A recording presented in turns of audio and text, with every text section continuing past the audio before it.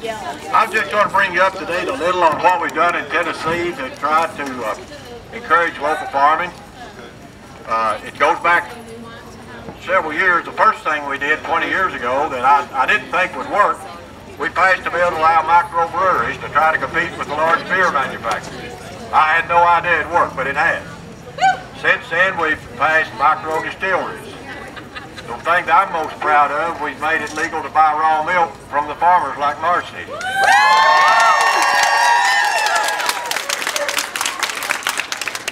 Women no longer have to bootleg milk to their neighbors. They can do it legally. And the Department of Agriculture said, well, Frank, you can sell raw milk, but you can't sell buttermilk and cheese and butter. So I asked the Attorney General, and the Attorney General said, well, sure you can. You can buy milk, you can buy butter, cottage cheese, buttermilk, kefir, yogurt, anything that the cow produces. So that was a great step forward, and we've had no trouble whatsoever. The bill that I had this last year, well, a couple of years ago, I had a bill to outlaw the Terminator gene, the suicide gene. And the Farm Bureau has a policy book, and in that policy book, they are opposed to the Terminator gene, but when I had the bill, they fell back and would not support me. We need to bring that again. That's probably the scariest thing that Monsanto does, or can do, is put the suicide gene, and I understand they're doing it in other countries, make the subsistence farmers have to come back and buy seed from them every year. So far, they haven't done that in America, but the time will come when they'll try it. So I'd like to try again to pass the outlaw of the suicide gene in Tennessee.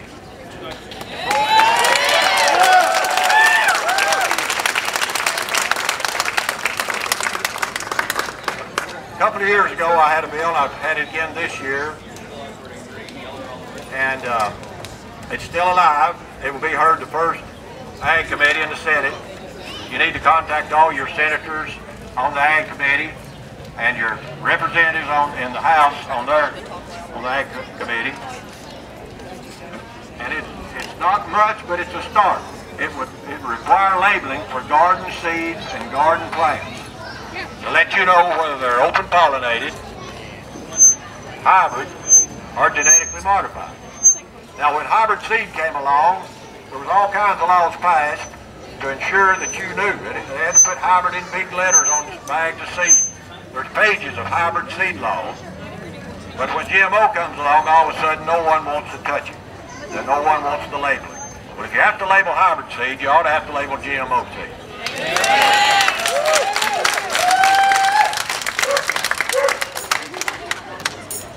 Now that, in the end, the best way we can change things is with the market forces.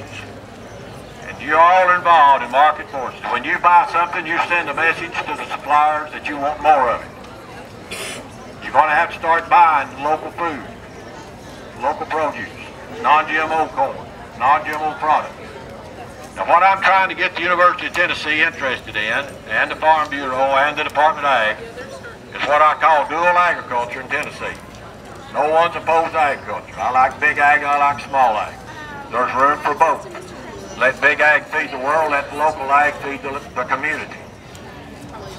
But the problem is with the land grant colleges, the big ags gets all where the grants come from. No one's giving the University of Tennessee grants to do small ag. So that's where we have to put the pressure on the politicians, try to get some money for them to do research on local agriculture. Right on. Now our governor has said that he wants to double agricultural production in Tennessee in 10 years. He wants to double it in 10 years.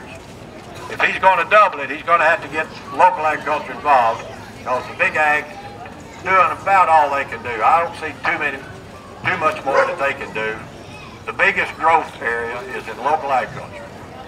And what we need to do, you need to buy local, keep your money at home. If you see somebody out along the road selling something and you didn't want green beans that day, doesn't matter, stop and buy some and have green beans that day.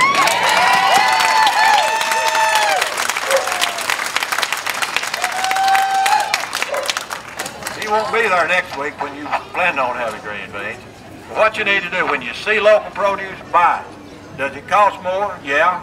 but it's cheaper than doctor bills. A whole lot better for you. Get to know your legislators, get to know your senators, get to know your representatives, get on the internet, find out the ag committees, pressure the ag committees. You can't believe what 8 or 10 phone calls can do. I've seen people fold with one phone call, but 8 or 10 can change a lot of people's minds, and it needs to do it over a period of time. Get to know your representatives, your senators before you need them. Don't wait till the issue's up ready to be voted on to call them. Yep. Call them in the off season. Call them now. Get to know them. Go see them. Take them some raw milk. Take them some cheese. Take them something. Let them realize that you're there, you vote, and you're vocal. That's about all I had to tell you today, but call me anytime.